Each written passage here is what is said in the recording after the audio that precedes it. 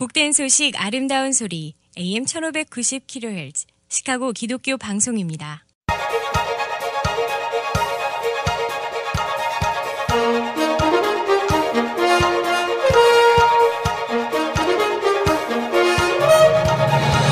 김정일 해설위원의 시사 해설.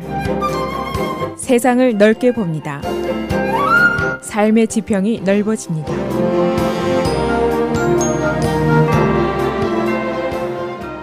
시사 해설입니다. 하노이에서 있었던 미국 회담이 오늘 실패로 끝나고 말았습니다. 트럼프 대통령은 김정은이 핵 폐기에 대한 제의가 있었지만은 미국의 경제 제재를 풀 만큼 충분한 것이 아니었다라고 말을 했습니다. 그는 어떤 때는 걸어 나가야 할 때도 있는 법이다. Sometimes you have to walk 라고 이번 회담의 결과를 설명했습니다. 결국 키 이슈는 생션이었었는데 북한은 이 제재를 완전하게 끝내줄 것을 요구했고 그러나 북한이 이에 대한 반대급부로 핵무기 폐기에 대한 확인 절차라든가 시기에 대한 요구에 대해서 동의를 하지 않았던 것으로 알려지고 있습니다. 이번 회담은 회담 이틀째 예정됐던 런치도 취소한 채로 양측이 회담장을 황급하게 떠나고 말았습니다. 그러나 트럼프 대통령은 양자 사이에 good relationship을 강조하면서 계속 낙관적인 예상을 위축시키지 않으려는 시도를 했습니다. 그는 김정은을 my friend라고 호칭을 하기도 했고 또 한편 김정은은 처음으로 서방 기자의 질문에 직접 대답하는 모습도 보였습니다. 그래서 오늘은 하노이 미국 회담이 결과가 어떤 것인지 또 회담 분위기는 어땠는지 정리를 해보겠습니다. 결국 하노이 미국 회담은 핵협상 합의에 도달하는데 실패를 했습니다. 김정은이 원칙적인 비핵화에 준비가 되어 있다고 말을 했지만은 결국 회담은 예정된 런치도 하지 못한 채 양측이 회담장을 떠나고 말았습니다. 트럼프 대통령의 말은 우리가 다른 옵션을 갖고 있었지만은 이 옵션을 쓰지 않기로 결정했다. 어떤 때는 걸어 나가야 할 경우도 있는 법이고 지금이 그때라고 생각을 했다라고 말을 했습니다. 그는 또한 기자회견장에서 그것은 생션 때문이었었다라고 말을 했습니다. 기본적으로 그들이 이 생션을 완전히 제거할 것을 원했지만은 우리는 그렇게 할 수 없었다. 그들은 우리가 원하는 지역의 많은 부분을 비핵화하겠다고 했지만은 우리는 그것을 위해서 모든 생션을 포기할 수 없었다라고 설명했습니다. 이 자리에 동석했던 마이크 폼페이오 국무장관도 조금 더 진전이 있었으면 했지만은 불행히도 거기까지는 가지 못했다라고 말을 했습니다. 분석가들은 미국이 영변지구의 핵시설 폐기에 대한 상세한 시간표 그리고 확인 과정을 원했지만은 북한이 여기에 동의하지 않았던 것으로 보고 있습니다. 트럼프 대통령은 현지 시간으로 목요일 아침 김정은과 동석한 자리에서 이렇게 말을 했습니다. 양측은 전날 디너 석상에서 좋은 논의와 많은 아이디어를 교환했다. 그리고 중요한 것은 양자 간의 관계가 좋다는 것이다. The relationship is just very strong 이라고 하면서 성공할 것이다. Fantastic success를 할 것이다. 라고 예상을 했습니다. 트럼프 대통령은 반복해서 No rush, 서두를 것이 없다는 점을 강조를 했습니다. 이번 회담에서 김정은도 좀 새로운 모습을 보였습니다. 바로 서방 기자의 질문에 대해서 1대1로 직접 답변을 한 것입니다. 처음 있는 일입니다. 워싱턴 포스트 기자가 회담 전망에 대한 질문을 했는데 그가 통역에게 질문 내용을 확인한 후에 여기에 대해서 답변을 했습니다. 내가 비핵화의 뜻이 없었다면 이 자리에 있지도 않았을 것이다.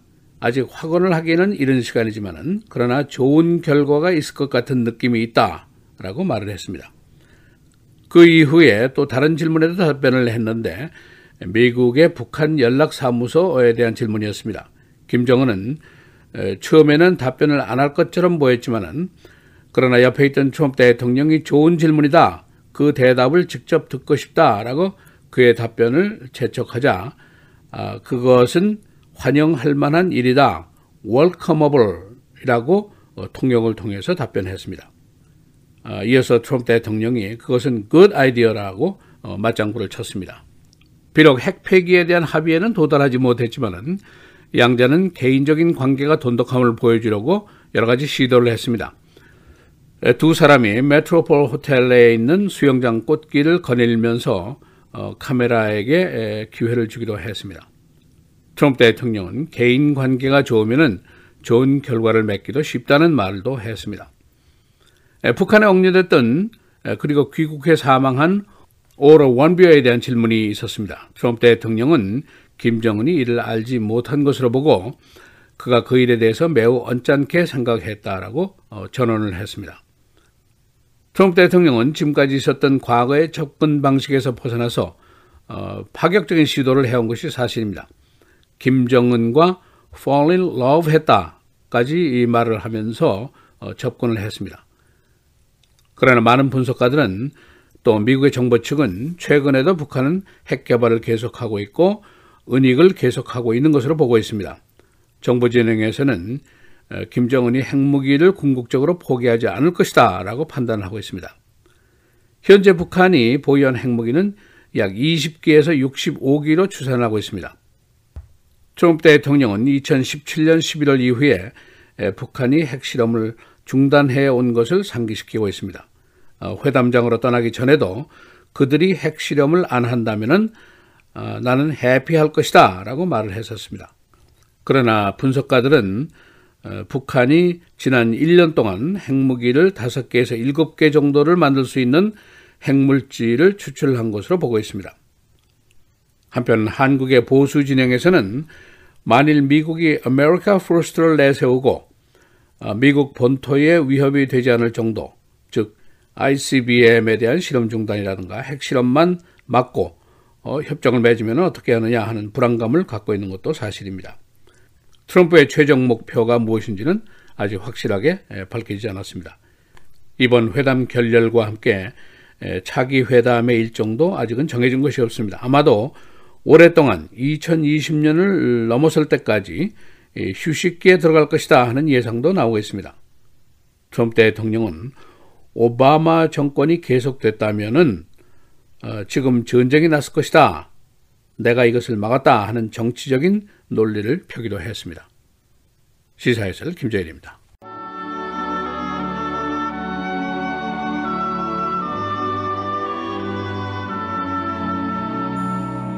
나를 사랑하는 자들이 나의 사랑을 입으며 나를 간절히 찾는 자가 나를 만날 것이니라.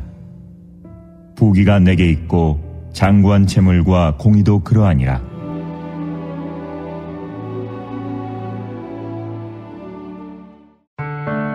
미디어를 통한 세계 선교를 꿈꾸는 KCBS. 이제는 라디오가 없어도 KCBS 시카고 기독교 방송을 실시간으로 청취할 수 있습니다. KCBS 시카고 기독교 방송에서는 쉽고 간편한 라디오 청취 서비스를 제공합니다.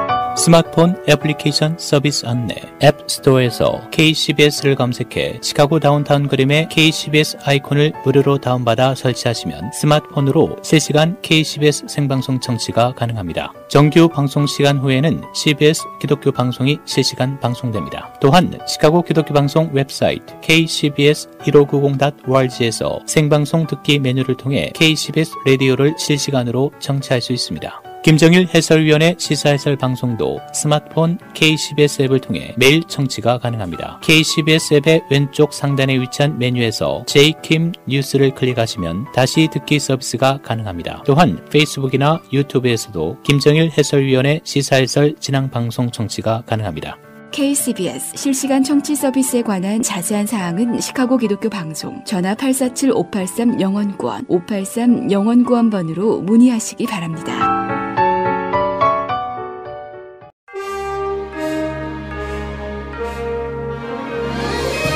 2월 28일 목요일 KCBS 헤드라인 오늘의 주요 뉴스입니다. 베트남 하노이에서 진행된 미북 2차 정상회담이 공동 합의문 없이 종료됐습니다. 합의문 대신 합의에 이르지 못했다는 발표문을 남기고 하노이 정상회담은 끝나고 말았습니다. 트럼프 대통령은 기자회견에서 회담이 결렬된 또 다른 배경에는 영변 외에 추가 핵시설이 원인이었다고 언급했습니다. 정부가 이 문제를 제기했을 때 북한이 당황했다면서 완전한 비핵화 조치 없이 비핵화 협상에 진전도 없을 것임을 다시 한번 확인했습니다. 트럼프 대통령과 김정은 북한 국무위원장의 2차 핵담판이 결렬됨에 따라 추후 협상 재개 여부에 벌써부터 관심이 쏠립니다. 트럼프 대통령은 기자회견에서 협상은 결렬됐지만 북한과 좋은 관계를 맺었으며 협상장을 박차고 나온 게 아니라고 강조했습니다. 샌더스 백악관 대변인은 두 정상은 비핵화와 경제주도 구상을 진전시킬 다양한 방법에 대해 논의했다며 이번에는 합의문이 나오지 않았지만 양측은 미래에 다시 만나길 고대하고 있다고 밝혔습니다.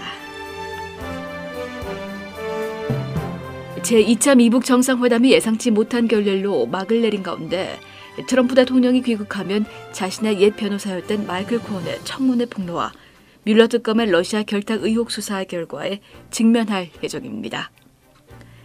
코언은 어제 증언에서 트럼프 대통령과 성관계를 맺었다고 주장한 여성 2명에게 입막음용 돈을 전달했고 대통령의 장남으로부터 수표를 받았다고 폭로했습니다. 이어 코언은 트럼프 대통령이 러시아와의 거래에 대해 거짓말을 했다고 말했습니다. 그는 또 대통령이 위킬리크스가 대선 경쟁자였던 힐러리 클린턴 전 국무장관에게 타격을 줄 수 있는 내용의 이메일들을 공개할 것임을 미리 알고 있었다며 이를 선거에 이용했다고 폭로했습니다. 코언은 오늘 5월 의회 위증, 탈세, 은행 사기, 선거자금 위반 등으로 받은 3년형에 대한 집행이 시작될 예정입니다.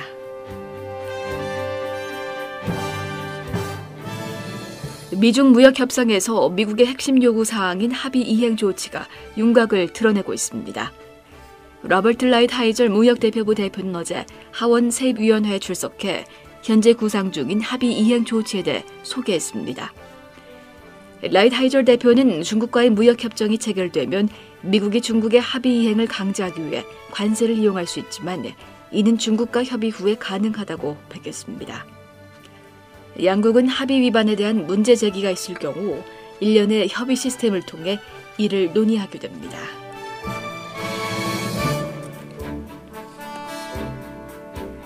서부 지역의 겨울 폭풍우가 계속되면서 어제 북부 포도 생산단지 부근의 마을 두 곳에서는 범람한 강 때문에 홍수로 길이 끊기고 시에라네바다 일부 지역엔 폭설이 쏟아져 눈사태가 났습니다. 현재 오리건주에서 몬테나주에 이르는 주요 도로는 폭설로 길이 막혀 주요 도로와 학교가 폐쇄됐으며 쓰러진 트럭과 나무들이 도로를 가로막고 있습니다. 시에라네바다 산악지대에서는 총 300명을 태우고 가던 2대의 암투력 열차가 눈사태에 가로막혀 레노에서 세크라멘토로 돌아갔으며 열차 운행은 날씨가 좋아지고 눈이 그칠 때까지 잠정 중단한다고 암투력 대변인은 밝혔습니다.